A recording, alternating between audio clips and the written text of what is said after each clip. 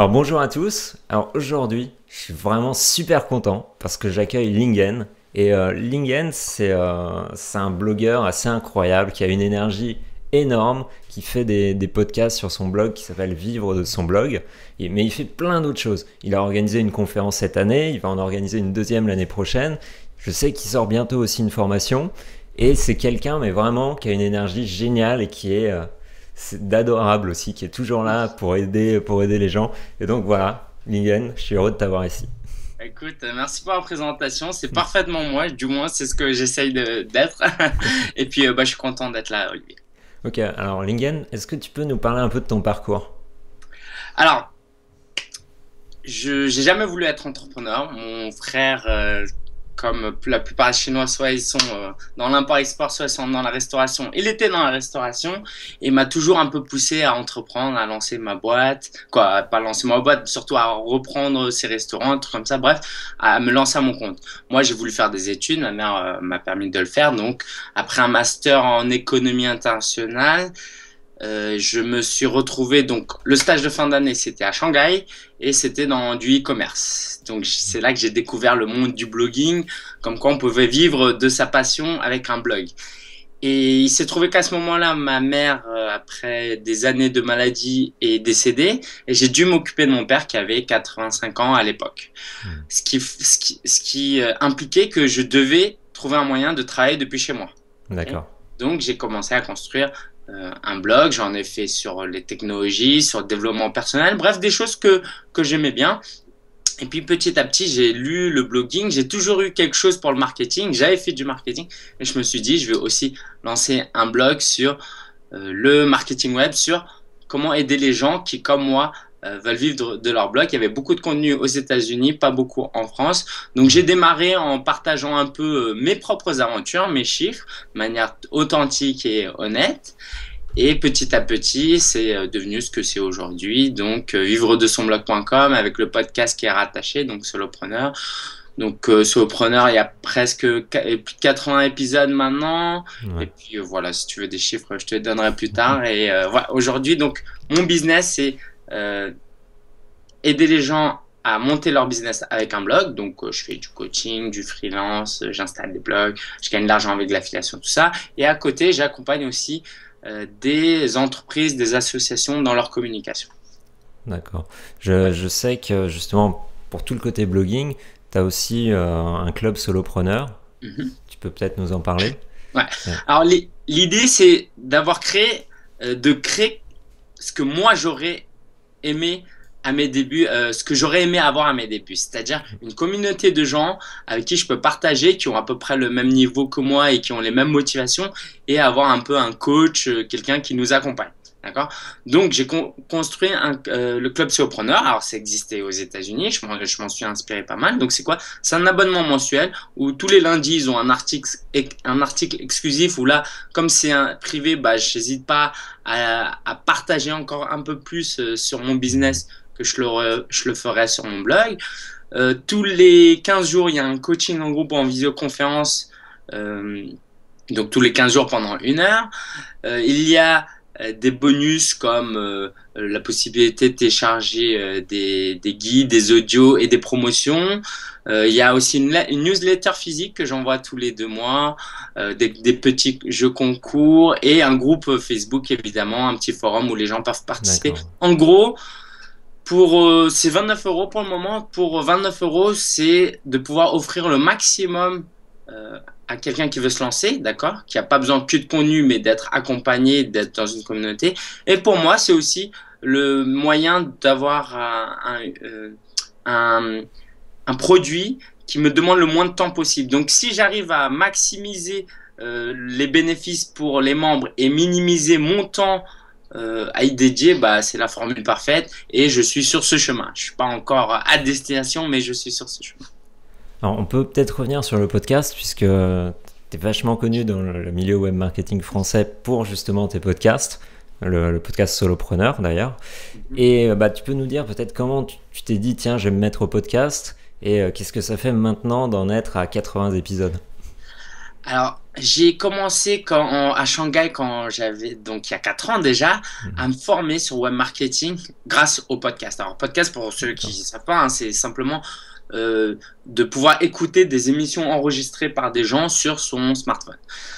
Et ça a été incroyable. C'est-à-dire que combien de temps on peut dédier à se former par jour? On n'a que 24 heures, on a un boulot, on a la famille, on peut pas. D'accord? On lit des articles de blog, mais tout au plus. Moi, ce que je faisais quand j'étais à Shanghai, j'imprimais carrément des articles de blog, je lisais dans le métro, mais tu peux pas aller plus loin que ça. Alors que les podcasts, j'écoutais à l'époque, je t'en reparlerai, 3-4 podcasteurs, et tu te formes en allant au supermarché, en faisant ton ménage, dans les transports. Et pour moi, c'était incroyable comme source d'apprentissage.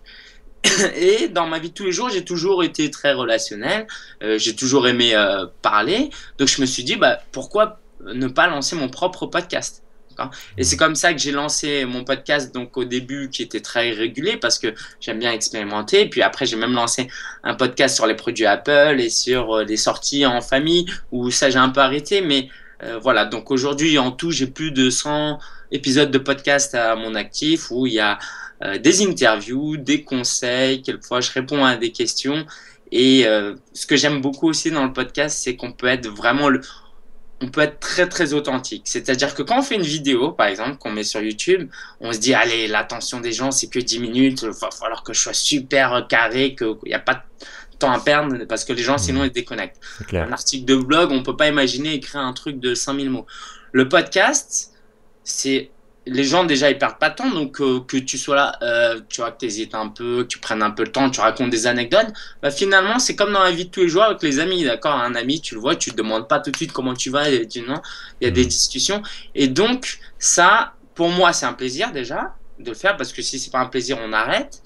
Et de l'autre côté, ils peuvent me découvrir plus intimement, parce qu'il faut vraiment s'imaginer, qu'est-ce qui se passe quand quelqu'un écoute un podcast, c'est qu'il a ses écouteurs, quoi, dans ses oreilles, il nous écoute pendant une demi-heure, donc c'est très intime.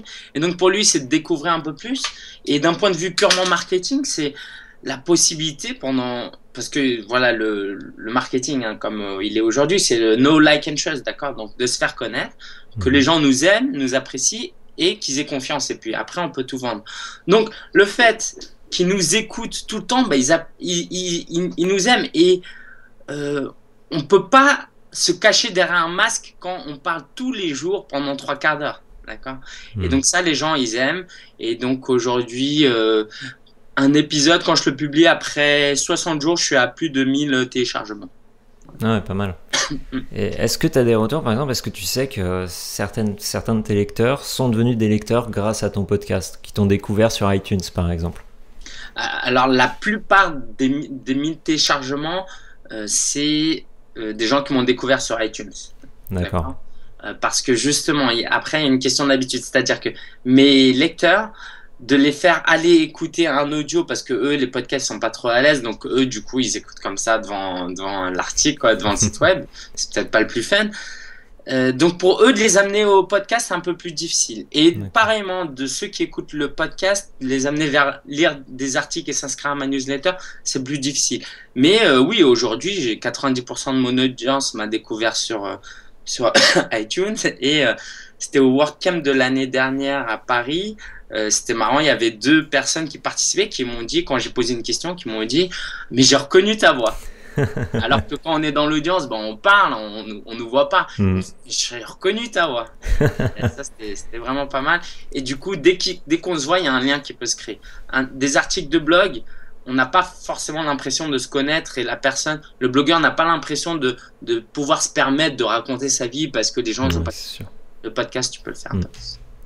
Alors, parlons un peu technique. Comment ça se passe justement de créer un podcast? Ok, alors il y a beaucoup de manières. On va commencer par la plus compliquée, c'est d'avoir sa table de mixage avec un micro qu'on branche, d'accord, comme les micros de studio. Et cette table de mixage, on a un enregistreur digital et le son il sort par là, ok. Donc ça passe pas par l'ordinateur. D'accord? Parce que comme c'est que du matériel fait pour enregistrer, bah, il n'y a pas les risques que l'ordinateur il plante, et puis le son il est de meilleure qualité. Ça, c'est peut-être un niveau plus avancé. Ok. La deuxième solution qui est très bien, c'est de brancher un micro en USB sur ton ordinateur et de parler directement. Là, tu lances Audacity ou GarageBand et là, tu enregistres. D'accord? Tu mets tes jingles en post-prod ou pendant, c'est un peu plus compliqué, mais tu peux le faire après. Et puis, dernièrement, dans un souci d'efficacité, j'enregistre carrément avec mon iPhone. Il y a une application qui s'appelle BossJock, qui est excellente. Boss, BOSSJOCK, qui coûte 6-7 dollars et qui permet, avec son micro, de brancher. Alors, on peut acheter des micro-cravates spécialement conçus pour l'iPhone ou un Android. Et là, on enregistre directement. On peut mettre des jingles et on appuie et ça fait vraiment, ça fait tout, quoi. Ouais, Alors, la qualité du son est peut-être un peu moins bonne, mais ça marche très bien. Pardon? Ouais, c'est top. Non, c'est vraiment top. Ouais. Comme quoi, on n'a pas besoin de beaucoup de choses pour pouvoir démarrer. Ouais, carrément. Alors, dis-nous un petit peu tes actualités en ce moment. Qu'est-ce que tu prépares? Ok. Alors, avant de dire ce que je prépare, il y a quelque chose de grand qui va se passer pour moi. C'est que donc, je suis passé d'étudiant à stagiaire à entrepreneur individuel. Et j'ai fait des missions de freelance, mais j'ai jamais pu avoir un peu ce côté salarié, être dans une équipe, mais pour vraiment, quoi. Et je pense que j'ai certaines lacunes dans ma façon de travailler, dans ma vie personnelle, qui découlent de ce manque d'expérience en entreprise. Et j'ai la chance, alors, il y a des gens qui galèrent pour passer du statut de salarié à entrepreneur. Moi, c'était dans l'autre sens. Donc, à partir de mi-septembre, je vais être chargé de projet web pour une association chrétienne qui s'appelle le CEL. C'est une association humanitaire. Donc, c'est tout ce que j'aime. Quoi, c'est travailler dans le milieu chrétien, lié avec l'Afrique et avec mes propres compétences et mon amour pour le web marketing. Et donc, ça va engendrer beaucoup de choses, comme de continuer à faire mon business, mais que le soir et le week-end. Et c'est là où je vais lancer une formation aussi dédiée aux gens qui, parce qu'au final, c'est la plupart des gens qui sont dans ce cas-là, qui ont déjà un travail, qui sont occupés à temps plein, et de les accompagner sur 3 mois à comment lancer un business à partir de rien avec un blog. Donc, c'est un accompagnement en coaching, en visioconférence, il y a des vidéos, il y a une hotline, il y a des bonus. Bref, encore une fois, comme le Club Sopreneur, c'est tout ce que moi, j'aurais aimé avoir quand j'ai débuté. Et l'idée, c'est qu'après ces 3 années d'expérience où j'ai lancé des petites formations, là, je suis enfin prêt pour pour vraiment aider des gens à démarrer leur business. Ah, c'est top. Ça va être génial. Tu lances ça début septembre. Voilà, ce sera. Alors, la campagne de promotion de communication commence le 1er septembre et c'est limité à 15 personnes et lancement du programme le 13 septembre. Donc, fin des inscriptions le 13 septembre. Je prends que 15 personnes maximum. Ouais. Okay. Alors, au moment où vous verrez cette vidéo, ce sera peut-être déjà le début du lancement de la formation. Donc, vous aurez le lien en dessous, sous la vidéo. Vous inquiétez pas. Je le ferai certainement aussi pour quoi. Voilà. Si c'est avant le 13 septembre, super. Sinon, je le ferai certainement l'année prochaine aussi. C'est un format qui me plaît. Alors, toujours, donc a priori, on a bien compris, tu travailles tout seul, quasiment. Hein. Est-ce que parfois tu délègues un petit peu des tâches? Ça se passe comment?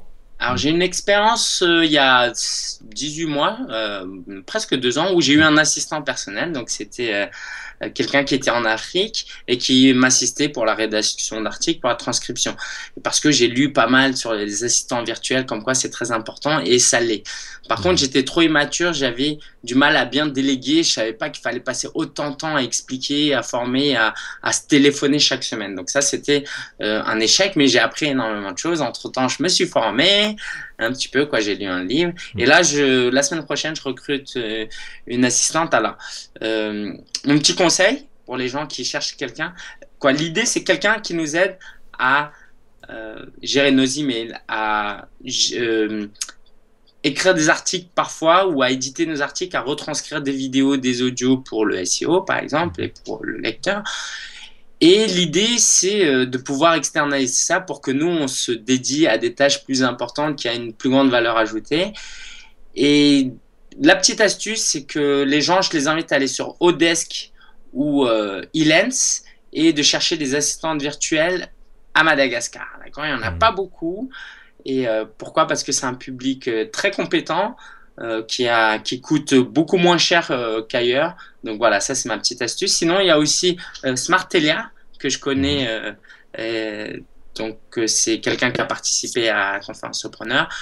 Donc c'est un service où au lieu d'être directement en contact avec un assistant, bah, c'est une agence qui gère ça. Donc ça nous fait économiser du temps, tout ça.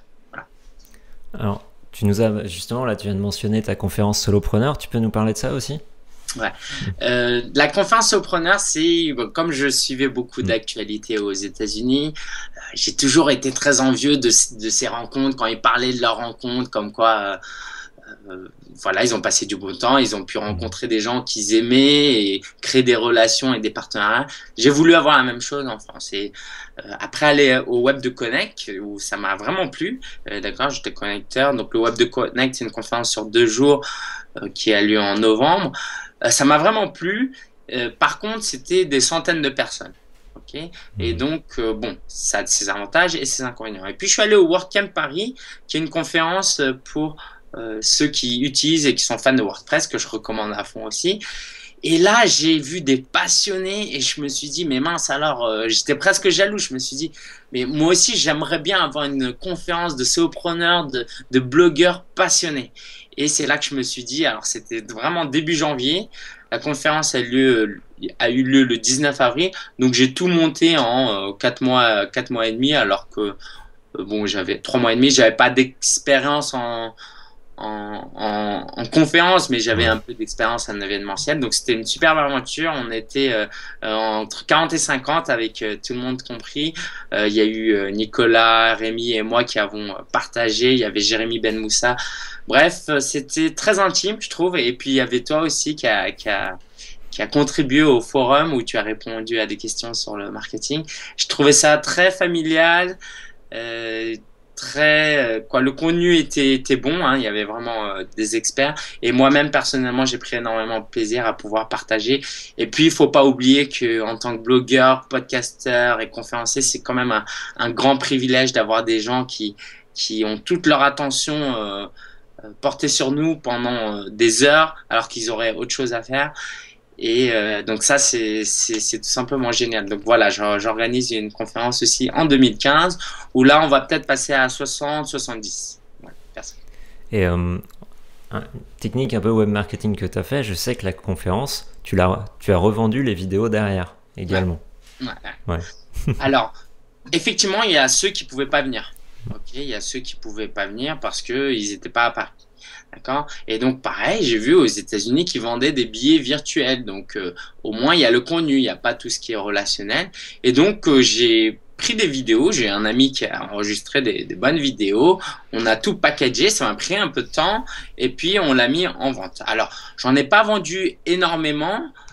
Par contre, je l'ai rendu disponible aux participants. Donc, eux, ils pouvaient retourner sur les vidéos, récupérer les PDF, par exemple.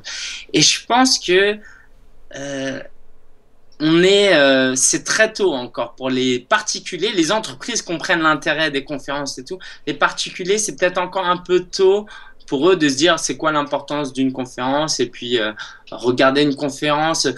Voilà, il y a déjà des vidéos gratuites, des audios et des articles. Est-ce Mhm. que j'ai besoin? Et ça, ils se rendent pas encore compte, mais c'est passionnant. Ça fait partie de notre boulot d'être pédagogue à ce niveau-là. Et puis, c'est toujours un plaisir d'être un peu pilier dans. Bah, tu sais ce qu'on dit, hein, de toute façon, que la France a souvent 5 ans de retard, si c'est pas plus, sur les États-Unis. Donc je pense que ce type de conférences vont se développer de plus en plus, tout comme le web marketing va encore se développer en France. Et du coup, est-ce que tu pourrais nous parler d'une ressource, tu vois, un outil que tu utilises régulièrement? Moi, c'est Workflowy, donc Workflowy. Donc, c'est un système de bullet points où tu peux hiérarchiser du contenu. En fait, tu fais des arbres. Donc, tu mets un premier niveau, tu écris par exemple, ça peut te servir. Dans ta vie, tu as le business, le personnel, la famille, par exemple. Donc, tu rentres dans le business. Tu as un deuxième niveau où tu vas parler de blog, de produits, de podcasts, de clients. Et donc, moi, je rentre dans client et dans client, j'ai tous mes clients. Et après, dans les clients, par jour, j'ai leurs tâches que je dois effectuer, l'agenda de notre prochaine rencontre. Et pareil, je peux faire des niveaux différents. Et tout ça, c'est très facile à utiliser. Et ce qui est vraiment très agréable, c'est que dans une fenêtre, en quelques clics, on peut tout retrouver. Il y a même une barre de recherche. Donc ça, c'est juste formidable. On n'est pas obligé de passer de fichier en fichier, de page web en page web. Et puis, on peut exporter, partager aussi le contenu. Donc Workflowy, c'est vraiment un outil génial. C'est gratuit. Il y a une version gratuite qui est plus que correcte. Ah, c'est vraiment bien. Je l'ai testé, on l'utilise régulièrement et c'est vrai que la version gratuite est amplement suffisante pour quasiment tout, quoi. C'est génial. Là, ça me donne presque envie de leur faire un don. Tellement, voilà. C'est un peu comme tu dois connaître Trello.com, tu sais, qui est un bon outil pour manager ses tâches, tout ça. Pareil, la version gratuite, tu peux tout faire. C'est vraiment... Bon, est-ce que tu aurais des sites web français ou américains à nous conseiller? Alors voilà, vous l'aurez compris, hein, moi je suis très américain, vu que tu disais qu'on avait 5 ans de retard, voir ce qui se fait là-bas, c'est comme un peu être visionnaire du coup. Il y a Smart Passive Income, donc Smart Passive Income, avec Pat Flynn, où c'est sur le blogging, l'entrepreneuriat web, et voilà, en gros c'est à peu près ce que je fais aussi, quoi. Disons que en toute modestie, toute proportion gardée, on m'appelle quelquefois le Pat Flynn français. Donc voilà, entrepreneuriat, site de niche, affiliation, blogging, donc Smart Passive Income. Un mec super aussi, il a un podcast à écouter absolument. Il fait des interviews depuis quelques temps. Il y a Social Media Examiner, pour ceux qui s'intéressent aux médias sociaux. Donc en France, la référence c'est Social Media Pro, mais aux États-Unis c'est Social Media Examiner. Et il y a vraiment tout dessus, il y a vraiment tout. Il y a un podcast aussi, c'est génial. Et troisième recommandation que je pourrais te faire, ah oui, c'est Zen Habits de Leo Babauta. Donc, il parle de productivité. Donc, voilà, quelquefois, c'est bien de sortir de tout ce qui est marketing parce qu'en tant qu'entrepreneur, c'est pas que des techniques, des méthodes. C'est vraiment comment on pense, comment on pense à la vie, comment on est efficace dans notre quotidien, comment on est productif. Et donc, c'est un gars super sincère qui partage sur son expérience. Et donc, c'est des techniques de productivité, d'efficacité. Il nous invite aussi à réfléchir sur notre mode de vie, notre style de vie en tant qu'entrepreneur. Ouais, d'ailleurs, j'avais lu son livre, parce qu'il a écrit un livre, bon, en anglais évidemment, il y a quelques années, et c'est vraiment top, ces conseils. Ouais, c'est un grand monsieur. Hein. Ouais. Alors, toujours dans le même style, puisque je parlais de livres là tout de suite, est-ce que tu aurais des livres à nous conseiller? Ouais, alors donc dernièrement, le Product Launch Formula, donc c'était des formations, en gros c'est une formation que Jeff Walker vendait sur comment faire des lancements de produits. C'est ça, à $3,000. Comment environ. À $3,000 environ. Ouais. Voilà, $3,000. Et donc, c'était très peu accessible avant. Maintenant, après, je pense qu'il s'est fait son argent hein, dans quelques années. Maintenant, tout le monde commence à connaître un petit peu. Donc, il a vulgarisé tout ça dans un livre où il y a beaucoup de choses. Et donc, ça s'appelle Product Launch Formula. Et juste une parenthèse, c'est très important. Il y a des gens qui créent des produits et qui ne passent pas de temps à le marketer, à le promouvoir. Et c'est ce qu'on espère tous, que moi le premier, que notre produit il est tellement bien que tout le monde va l'acheter automatiquement, il y a pas de doute à avoir. Et en réalité, c'est très important de travailler de la communication autour et de donner sincèrement envie, donner envie aux gens d'acheter son produit sans que ça devienne de la manipulation. Mais en réalité, c'est comme un enseignant qui essaye d'enseigner quelque chose à ses élèves, un parent qui essaye d'éduquer ses enfants. Tu peux pas arriver avec du pur contenu, vas-y, mange ta soupe. Tu vois.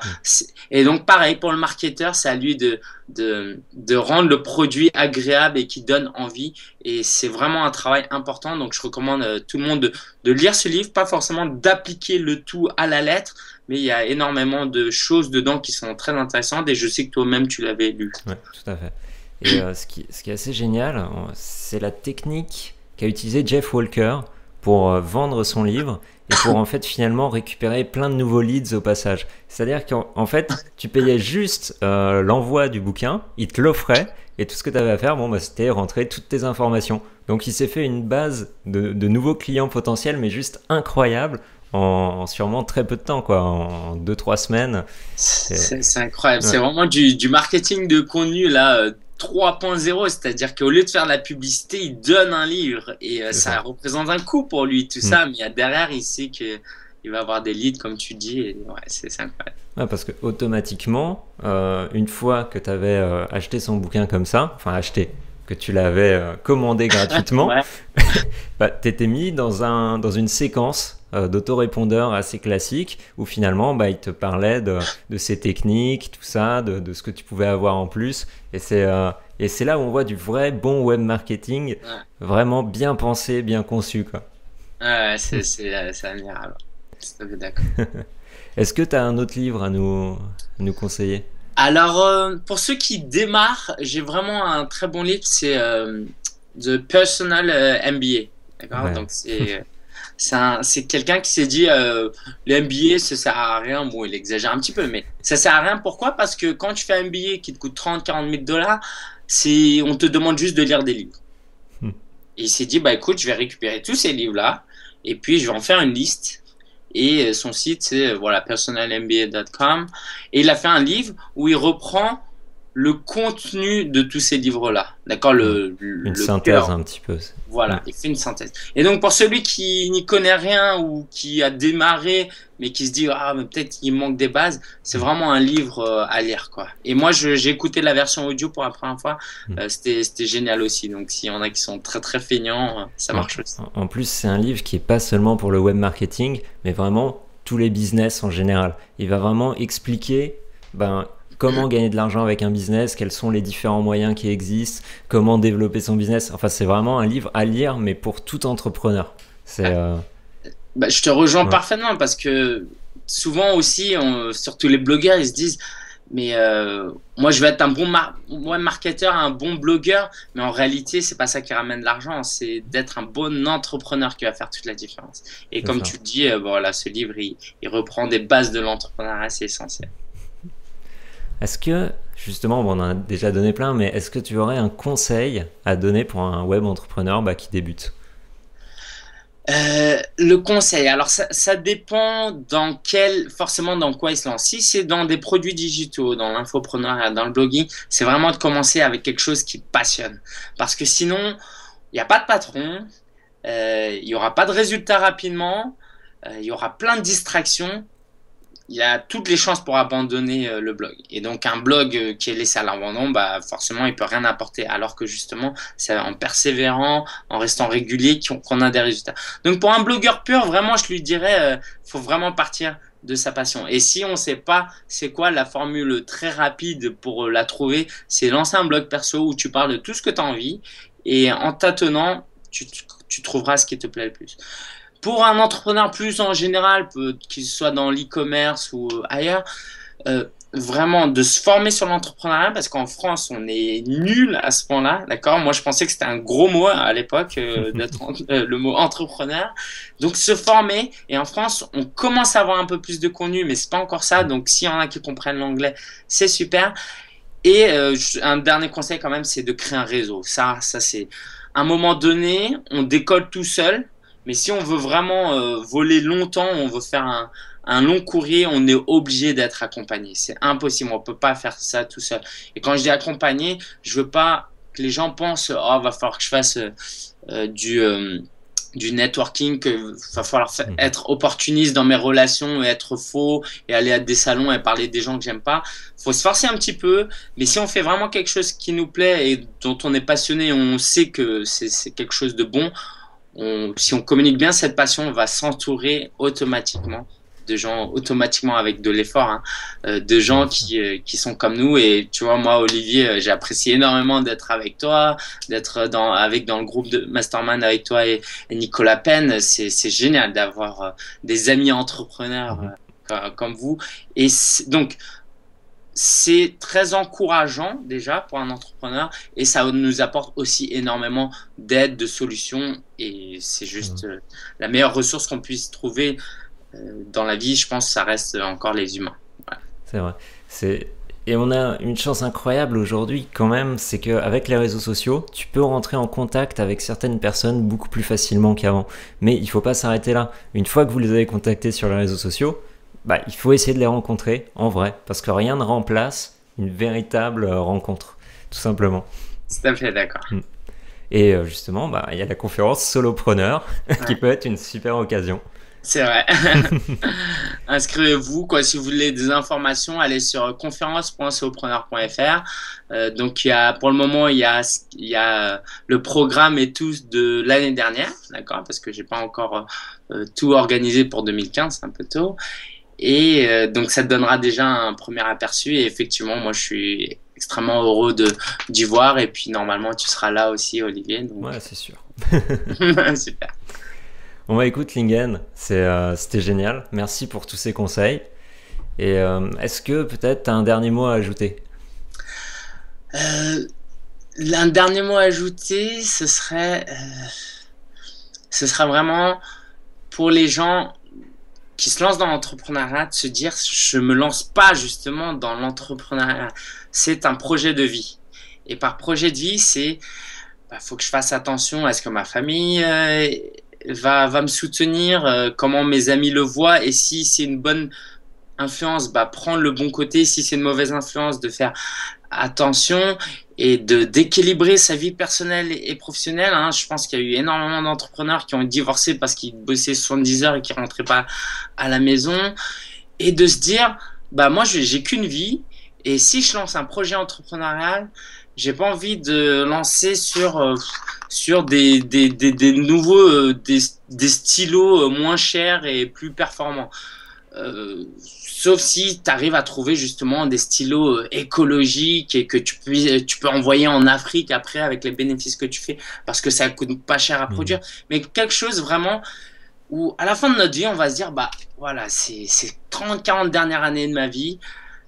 Ça a été génial, j'ai pas eu que des réussites, mais au moins j'ai fait des choses dont je suis fier, je suis sorti de ma zone de confort et que j'ai réussi ou non, mes enfants seront fiers de moi.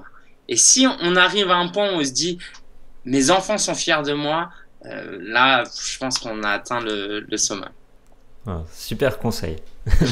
Merci Lingen, vraiment, c'est vrai, tu parlais des passions tout à l'heure, c'est faire quelque chose dont on est passionné, mais dont on peut être fier aussi, tout simplement. Bon, écoute Lingen, merci encore pour cette interview, c'était vraiment top.